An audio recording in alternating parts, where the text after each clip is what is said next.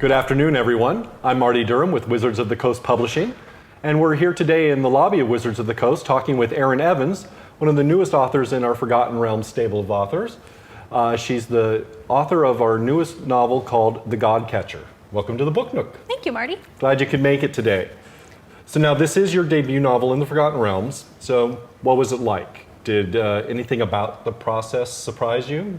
Not very much, because my day job is I'm an editor for Wizards of the Coast books. The one thing that was pretty different about working on The Godcatcher, because it's part of the Ed Greenwood Presents Waterdeep series, I not only had an editor to work with, but I also got to work with Ed Greenwood, and he sort of gave me tips and sort of realms lore to work with in writing my book. Great. So was writing with Ed, did it affect your style and your process? A little bit. In the beginning, what the editor, Susan Morris, had asked for was she wanted books that sort of celebrated Ed's view of the realm, that this is a place where lots of things can happen and there's lots of people living their lives. So when I sat down to write it, I thought, I want to make sure this has kind of a fun, light tone, and I want to make sure that there are lots of interesting characters working together. So I went into that trying to create something that went along with Ed's style. Great. So now, which is your favorite character? That's a really hard question. I like them all. Well, of course. Even the villains. Even the villains, yeah. There's a little bit of every character that feels really special, and I want all of them to succeed. There's Tenora, who's a young woman trying to figure out what to do with her life, like a lot of us end up feeling at some point or another. There's Nestrix, who's a woman who claims she's actually a dragon trapped in human form, and she's trying to find her way back to that dragon form. There's lots of other characters with problems I want to help them solve, but of course my job as the author is to give them more problems. Well, yeah. Now, speaking of Nestrix, now she's a spell scarred, which is a new concept to the Forgotten Realms that got introduced with 4th edition, correct? Yeah. All right. And so now she's either a dragon trapped in human form, or she's a human with delusions of dragonhood, right? So what was your inspiration for her, though? Well, when we started doing 4th edition Realms and we were talking about how we're going to use these spell scars in fiction, I had been talking to Susan Morris about another book I was working on. I won't say the title because it's kind of a surprise, okay. The part about the dragon. But he had asked, can I have a spell scarred dragon? And we said, because spell scars give you sort of a special power. And so we didn't want to create any characters that were too powerful. So a spell scarred dragon seemed a little over the top. But we were talking and we were saying, these also need to have drawbacks. And, you could create, if you're going to create a very powerful dragon, you could also give them a very powerful drawback. And I said, this dragon walks around in human form. What if that dragon is stuck that way? That would bring up so much anger and sadness. And how do you solve it? You can't solve it. Yeah. So I was like, I like that idea. And it wouldn't have worked for that book. So I kind of just had it in the back of my head. And when I was asked to audition for the Ed Greenwood Presents series, I pulled it back out, and I really liked it. Great. So now, one of your villains has a very keen fashion sense in this book. Now, this is in stark contrast to a fairly brutal and cruel nature that they show throughout the book. And now... Sign this. Oh, yeah. Sorry. Make it out to This doesn't normally happen in the Nook. I'm sorry. There you go. Thank you. Enjoy it. Right. So anyway, one of your villains has a very keen fashion sense, which Yes. is in stark contrast to the brutal cruelty that they show throughout the book. Now, why this pairing? This seems like very disparate ideas. Well, when I was creating the villains, I wanted them to have sort of unique characteristics, so they weren't, just a cackling bad guy.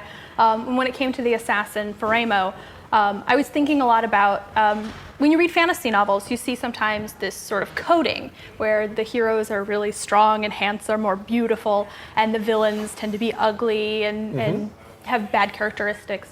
And I thought, why don't I twist that a little bit? So he's very handsome, he's very vain, he takes very good care of himself, and yet he has absolutely no concern for anyone around him. His outside is one thing, but his inside is what counts, which kind of plays into the themes I was working with in the book.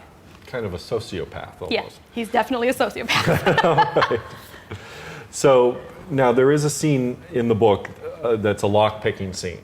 Yes. And it is extremely detailed. So now, are you a rogue in your off time?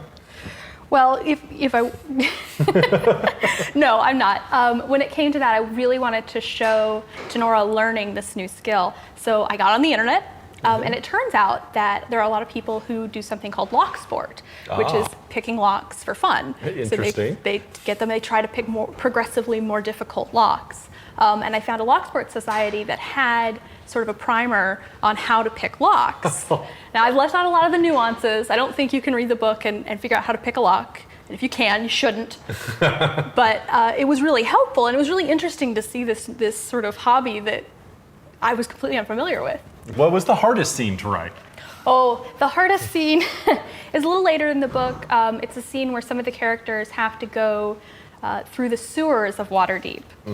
I've never been in a sewer, so it was a lot of taking sort of the creepy, the gross, the scary bits and creating something. But I had a really hard time, writing that setting, getting them where they're going, and putting enough threats in between. I had a whole fight scene with an ooze that I had to take out. Fight scenes with oozes are very hard.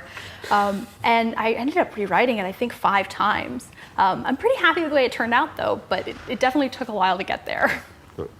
So now you do play D&D regularly. Yes. Would you say that affects your writing? It affects it in certain ways. I think it reminds me that, the point of the book is the same sort of as the point of the game, to be fun and to be like an adventure, in the same way that when you're in an encounter in D&D and there's a sense that, like, we can probably beat this, but we might not. You want that in your fight scenes too, that feeling of like, well, they might not make it. But as far as other things, none of the characters have classes I've played before, so that was a little interesting. Every time our wizard couldn't come to the game, I grabbed her sheet because I needed to know more about wizard spells. So it was a learning experience in a lot of ways in that case. Right.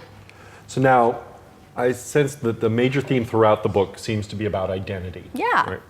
So how does this theme affect your 3 main characters, would you say? In a lot of ways. For Nestrix, the dragon woman, her identity is her identity what she appears to be as, this woman, or is it the dragon that she says is inside her, and does it matter? And then at the same time, you have Tenora, who's grown up in the noble families of Waterdeep, and she's gone and tried to make her way as a wizard, and now that she's being told, no, honey, you're really not very good at being a wizard. So she's kind of trying to take her life back and be something that she wants to be, as opposed to what everyone's telling her to be, which is, come back to the North Ward, marry a nice boy, and keep our title going. And there's some other characters that also play into that. There's a bounty hunter, Varen, who's a half-orc. And his take on it is, nobody trusts me, because they look at him and they see you're a half-orc, and they assume he's going to be, angry and violent and difficult to deal with, which makes him angry because nobody's trusting him. So he wants to be seen for who he is on the inside. He's being seen from the outside. And it's a theme that really ended up, by the end of the book, weaving in a lot of different ways that I didn't necessarily intend from the beginning, but it all tied together really nicely in the end. Well, that's great. Well, thank you for stopping by the Nook today. Thank you for having me. All right, everyone. Thanks for stopping by the Nook. Please be sure to look for Erin's new book, The God Catcher, on our store shelves right now.